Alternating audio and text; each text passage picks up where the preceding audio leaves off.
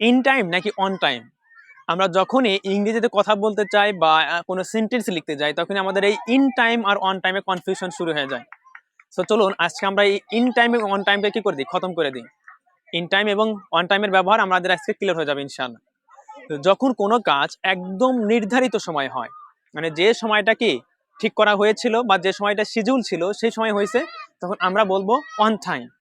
যেমন আমি যদি বলি ট্রেনটা সময় মতো এসেছিল, ট্রেনটা সময় মতো এসেছিল, তার মানে কি the train arrived on time, the train arrived on time. কিন্তু যখন কোনো কাজ একদম কি শিডিউল যে টাইম সেই টাইমের আগে হবে, অর্থাৎ যেমন মনে করেন আমার সময় দেওয়া আছে 11টায়, যদি কোনো একটা কাজ 11টার আগে হয়, যেমন 10টা 50, 10টা 55 বা 10টা 45 এরকম সময়ের মধ্যে হয়, তাহলে এই ক্ষেত্রে আমরা ব্যবহার করব ইন টাইম, মানে সময়ের পূর্বে। তাহলে আমি যদি বলি তুমি দয়া করে কাজটি কি করো, সময়ের আগে শেষ করো, please do the work in time, please do the work in time. যদি আপনার কনফিউশন থাকে তাহলে ভিডিওটা দুই একবার দেখুন এবং কি করেন, এভাবে আরো বাক্য তৈরি করার চেষ্টা করেন। আশা করি আর কনফিউশন থাকবে না। এবং don't forget to share the video with your friends and family.